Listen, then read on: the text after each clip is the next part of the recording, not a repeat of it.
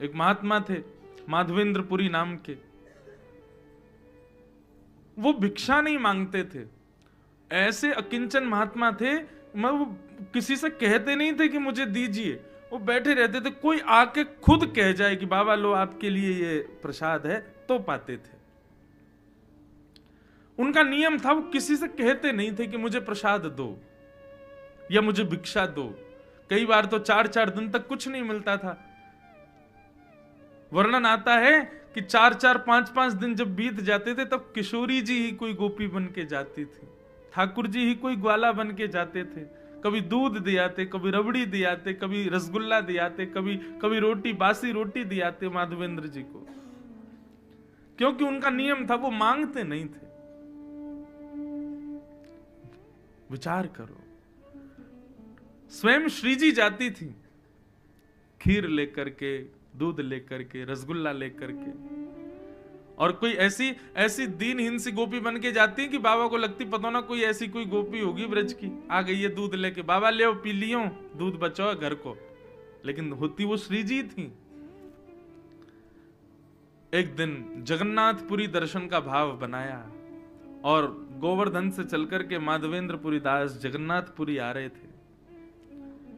बीच रास्ते में बंगाल प्रांत में, बंगाल या उड़ीसा प्रांत में खीरचोरा गोपीनाथ, उड़ीसा में है बंगाल में, उड़ीसा में ही पड़ते हैं, बंगाल के पास पड़ते हैं, यहां से दूरी है। खीरचोरा गोपीनाथ, उनका नाम तो गोपीनाथ ही था, खीरचोरा तो बाद में पड़ गया। तो आज तक नियम है कि वहां 12 कुल्हड़ों में श्री गोपीनाथ जी को खीर का भोग लगता था, और जो मनोरथी भोग लगवाते थे सारा भोग उन्हीं को बांट दिया जाता था। माधवेंद्रपुरी जी जब दर्शन करने के लिए गए तो श्री गोपीनाथ जी का दर्शन किया, रात्रि शयन में 12 कुल्हड़ खीर का भोग रखा था। अब माधवेंद्र जी का स्वभाव नहीं था मांगने का कि प्रसाद भी ऐसे हाथ के, कोई पुजारी खुद ही कहते आओ प्रसाद ले जाओ तो ही मांगते लेते थे, अपने आप नहीं कहते थे। 3-4 दिन से सफर कर रहे भूखे प्यासे, गोपीनाथ जी के सामने जाके खूब नृत्य किया। पुजारी जी ने सारे मनोरथियों में खीर बांट दी, और खीर बांटने के बाद में मंदिर बंद कर दिया। माधवेंद्रपुरी जी भी वहां से प्रस्थान कर गए, बेचारे भूखे प्यासे एक वृक्ष के नीचे जाकर के बैठ गए। भजन कर रहे थे ठाकुर जी का, लेकिन भजन करते करते बार बार नेत्र खुल जाए, बार बार भजन रुक जाए। क्यों? भूख लग रही थी, लेकिन बोल सकते नहीं किसी से। गर्भगृह में बैठे गोपीनाथ जी को चैन नहीं आ रहा है, और गोपीनाथ जी सीधे पुजारी के स्वप्न में पहुंच गए और बोले कि मेरे एक परम भक्त माधवेंद्रपुरी आए हैं, वो बहुत तेज भूख लगी है उनको कुछ पवाओ। पुजारी जी बोले क्या पवाएं इतनी रात्रि का समय? बोले हमारा 12 कुल्हड़ का भोग लगता है खीर का। बोले हाँ, उसमें से एक खीर भोग बचा है, वही दे आओ। बोले कुछ नहीं बचा, मैंने सब बांट दिया मनोरथियों में। बोले तुमने 11 कुल्हड़ ही बांटे हैं, 12वां कुल्हड़ हमने छुपा लिया था अपनी जेब में। मंदिर आओ, खोलो, हमारे विग्रह के गोजा में आकर के, गोजा बोलते हैं जेब को, बोले हमारे जेब में आकर के देखो एक कुल्हड़ रखा है छुपा हुआ है। पुजारी जी के नेत्र खुले, स्नान किया, अर्धरात्रि में ठाकुर जी का विग्रह गर्भगृह खोल करके जैसे भीतर प्रवेश किया, ठाकुर जी के गोजा में जैसे हाथ डाला, सोई कुल्हड़ में खीर रखी थी। तब पुजारी जी बोले वाह रे खीर चोरा, खीर चुरा ली, अपनी प्रसाद की खीर चुरा ली अपने वैष्णव के लिए। और जाकर के पुजारी जी ने वो खीर बाबा को दी। बाबा बोले रात में 3 बजे पुजारी जी आप कैसे? तब पूरा वृत्तांत बताया। बोले कि रोज ठाकुर जी का भोग लगता है और मनोरथियों में बांटा जाता है, लेकिन आप अकिंचन हो, किसी से मांगते नहीं। अब ये बात किसी को नहीं पता थी, लेकिन पुजारी बता रहा तो माधवेंद्र जी रोने लगे, आपको कैसे पता मैं किसी से नहीं मांगता? बोले ठाकुर जी बता रहे थे। बोले आपको भूख लगी है इसलिए ठाकुर जी ने आपके लिए खीर को अपनी जेब में छुपा लिया। फिर कहां भूख लगनी थी? रोते रहे विरह से। बोले नाथ आपको पता है मेरा भाव, आपको, आप जानते हैं मुझको, मुझे इसी बात से इतनी प्रसन्नता है कि आप मुझे जानते हो। तब से गोपीनाथ जी का नाम पड़ गया खीर चोरा गोपीनाथ। अपने वैष्णव के लिए ठाकुर जी ने खीर चुराई। तो नियम इसलिए है ठाकुर जी का कि कोई प्रेम लक्षणा भक्ति से तोड़ के दिखाए, हट पूर्वक नहीं कि जबरदस्ती। इंद्रेश जी कथा में बोल रहे थे नियम में इसलिए ठाकुर जी की उसको कोई तोड़े।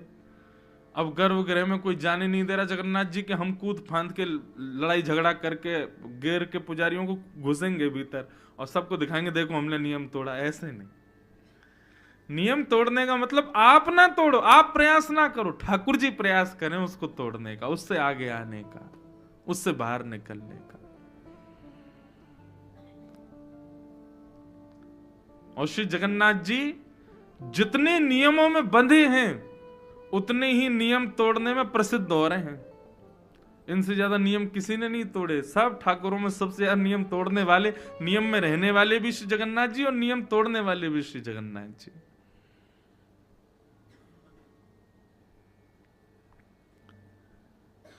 ऐसे प्रेम स्वरूप साक्षात प्रेम के विग्रह श्री जगन्नाथ जी को हम बारंबार प्रणाम करते हैं। और लाल जी हमारे लिए भी कभी कोई नियम तोड़े, अपनी भक्ति को उस स्तर पर ले चले कि कभी हमें भी लगे कि हाँ ठाकुर जी ने कोई नियम तोड़ा। मैं तो बहुत बहुत जगह तोड़वाए मैंने नियम। द्वारिका में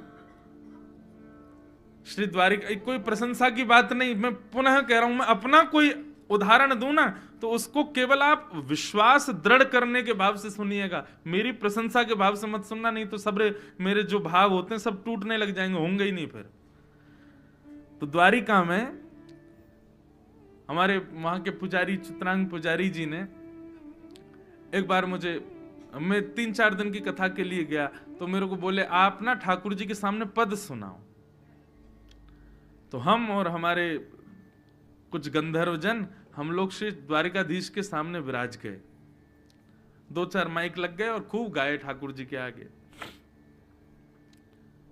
तो शयन का समय था द्वारिकाधीश का, और शयन में श्रृंगार बढ़ाया जाता है, मुकुट बढ़ाया जाता है ठाकुर जी की, बिल्कुल हल्के श्रृंगार में फिर ठाकुर जी की शयन आरती होती है। तो हम लोग संध्या आरती के बाद में बैठे पद गाने के लिए, और गाते गाते पुजारी जी भूल गए कि ठाकुर जी का श्रृंगार बढ़ाना है, और ठाकुर जी पूर्ण श्रृंगार में पूरा पदावलियों का श्रवण करते रहे। और तभी किसी बुजुर्ग पुजारी ने आके बताया, बोले ठाकुर जी के शयन का समय हो गया है, शयन आरती होनी है। अब बोले कि अब शयन आरती होनी है, ठाकुर जी तो अभी तक संध्या के श्रृंगार में ही बैठे हैं, तो शयन का श्रृंगार तो अब करेंगे तो 1-1.5 घंटा एक्स्ट्रा लगेगा, 12 बज जाएंगे रात के। तो पुजारी जी मेरे पास आए, आकर के बोले भले पधारे ब्रजवासी, आज सैकड़ों वर्ष बाद द्वारिकाधीश जी की शयन आरती पूर्ण श्रृंगार में ही होगी, क्योंकि आज ठाकुर जी का श्रृंगार बढ़ाया नहीं गया, विलंब हो गया। और कितने वर्षों बाद वो बता रहे थे, कभी कभी कुछ हुआ होगा, कभी कोई तूफान आदि के समय नहीं हो पाते, नियम टूट जाते हैं, लेकिन कितने वर्ष बाद बता रहे थे, बोले आज ठाकुर जी पूर्ण श्रृंगार में शयन करेंगे। क्यों? इस प्रसन्नता में कि कोई ब्रजवासी ने आकर के नियम तोड़वाए। ठाकुर जी का आज शयन श्रृंगार बढ़ा नहीं है, तो अब श्रृंगार में ही सोएंगे ठाकुर जी। मैंने कहा श्रृंगार में सोएंगे नहीं, श्रृंगार में वृंदावन जाएंगे और कुंज में जाके गोपीन के संग रास विहार करेंगे। यही हमारे श्रृंगार आज बड़ो नहीं है ठाकुर जी को, बड़े श्रृंगार उतर जाए मतलब अब सोएंगे, लेकिन श्रृंगार में है तो इसका मतलब कहीं जाने की तैयारी में है। मैंने हमने ऐसे ऐसे पद सुना दिए, अब तो ठाकुर जी यहाँ ना रुकेंगे द्वारिका, अब जल्दी शयन आरती करो, कपाट बंद करो, ठाकुर जी वृंदावन जाएंगे आज, इसीलिए श्रृंगार में है।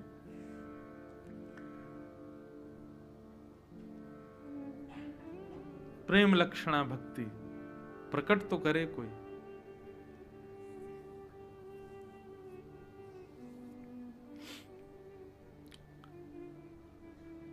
भगवान का विवाह रुक्मणी जी के साथ में सुसंपन्न हुआ।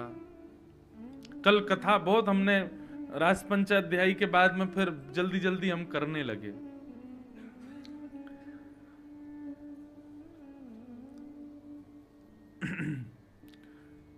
क्योंकि फिर मन में भाव आता है कि ज्यादा विलंब तक चलने वाला प्रसंग कहेंगे तो फिर जो क्रम के कुछ कल अतिथिगण आए थे, फिर वो संभव नहीं हो पाता। मैं फिर उस भाव समाधि में पहुंच जाता, भाव साम्राज्य में आपको भी ले जाता कि ना आप उससे निकल पाते ना मैं, तो इसलिए फिर हम शीघ्र शीघ्र कह करके आगे बढ़े। तो कल रुक्मणी जी का सुंदर विवाह प्रसंग भी यहां हुआ। रुक्मणी जी के साथ में ठाकुर जी का विवाह हुआ, तो प्रश्न उठता है किशोरी जी के साथ क्यों नहीं हुआ? हमारी श्री राधा रानी, बंधुओं देखो,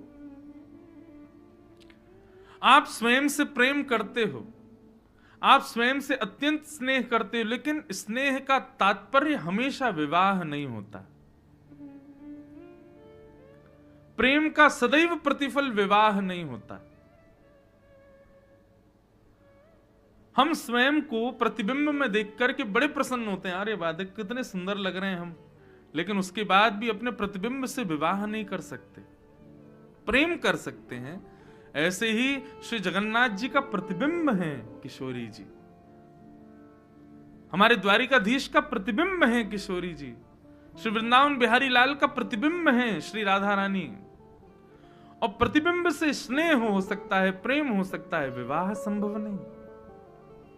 विवाह के लिए विलग व्यक्ति का होना जरूरी है, अलग व्यक्ति का हमारे सामने होना जरूरी है।